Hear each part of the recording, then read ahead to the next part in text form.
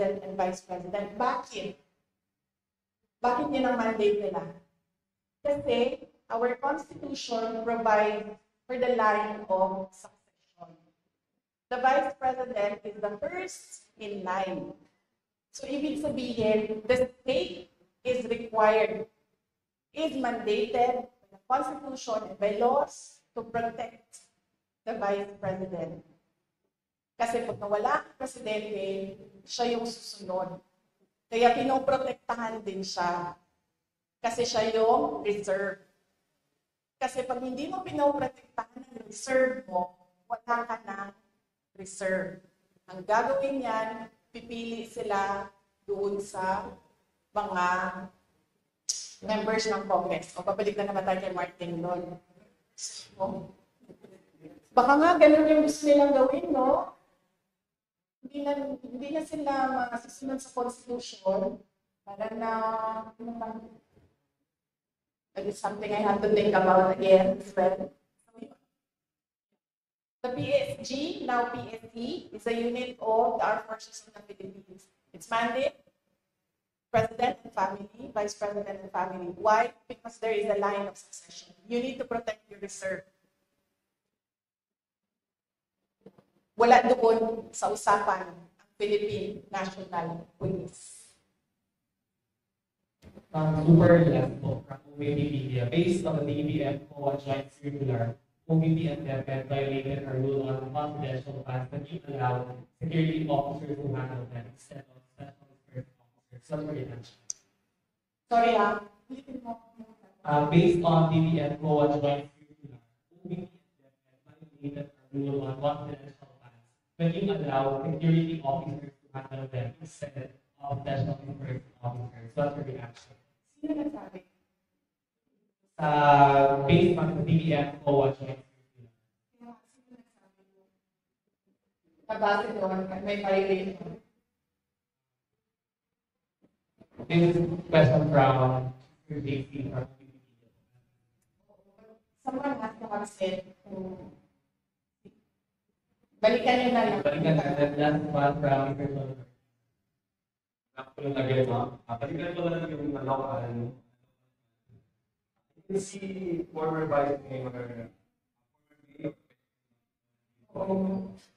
it's a last election, isa siya o siya na nagpuntakin talaga ng ilang sumorta sa iyo bilang sa kanila ng Vice President. And now she's running under the group na kumbaga ikalaman na sinasabi nyo hindi nyo kilala na progressista. kilala So, since nandun si Mayor Ben sa grupo yun, it's safe to say na kung pag-endorse mo kayo ng candidate locally, of course, kasama dyan si Mayor Ben, kasama yung kalaban na sinasabi nyo hindi nyo kilala. Or Mayor. Thank you po. Oh, okay. Yeah. Sige. Well, kung meron pa mang value word ko dito sa Zamboanga City at meron pang mga tao na ay, kalimutan ko sir. Sorry. Kaya pala ako hindi na mag-endorse dahil nung last endorsement ko, ano nangyari? Sinasabi sa akin ng mga tao na budol sila. Dahil Sara, napudol kami dahil sa iyo. Magpunta yun ang sinasabi sa akin yan. Kaya pala ako nag-decision na hindi ako mag-endorse. But, let me just say that nakita nyo ang track record ni Mayor Ben Kimako. Noong siya ay mayor. Nakita nyo ang kanyang mga accomplishments. Ngayon, mayor siya na. Ngayon, vice mayor ang kanyang tinatakbo. So easily, kung magagawa niya ang pagiging mayor, easily she can do the work duties and the mandate of a vice mayor. Dahil nakatutok lang yan sa legislation. So, kung kaya niya ang executive, lalong-lalo na kaya niya ang legislative. Dahil napaka one track ang trabaho ng legislator, nagawa ka ng batas. So, on that point, the voters should think about that. Her achievements, accomplishments as mayor, and her capacity na mag-vice mayor.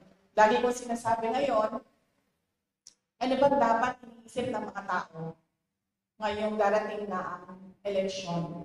Unang-una, pangako. Huwag na kayong maniwala sa pangako. Pag sinabi ng tao, ito ang pangako ko, i-check nyo muna. Yung mga pangako ba niya noon, pinupad niya ba? Check nyo. Ano ba yung mga pangako niya noon? Natupad ba yun? So dapat ba namin paniwalaan yung pangako niya ngayong election na ito? Pangalawa, huwag magpadala sa vote buying. Ang vote buying ngayon, legal na, hindi na illegal. Akap, AIX, MAIP, tupad, at kung ano-ano pang tinatawag na ayuda. Nagiging legal ang vote buying. Bakit nagiging legal ang vote buying? Dahil kontrolado siya ng mga politiko ngayon. Meron silang kota-kota sa pamimigay ng ayuda. So yan yung sinasabi ko. Yan yung proof ko na nagiging legal na ang vote buying na tinatago sa pangalang ayuda. At pangatlo, hindi dahil ikan yan sa pamilya ng mga politiko tulad ko, hindi dahil galing yan sa may tatay yan na mayor, may kapatid yan na governor, may anak yan na congressman. Hindi dahil galing yan sa political dynasty ay ibig sabihin magaling ng kalibre yan. Huwag ninyong iboto ang isang tao dahil lang sa nakaapelido niya ang gusto nyong kandidato. So yan ang paalala ko ngayong darating na eleksyon. Check promises. Tanggapin ang ayuda kasi pera ng bayan yan, pero huwag magpadala sa vote buying. Pangatlo, huwag bumoto dahil kaapelido o dahil nasa political na pamilya yung kandidato. Bumoto kasi chinek niyo yung mga promises niya at chinek niyo yung kakayahan niya. Tulad ng sinabi ko ngayon, nakita natin ang 9 years ni Mayor Ben, ibig sabihin, alam natin na kakayanin niya ang pagiging vice mayor. From her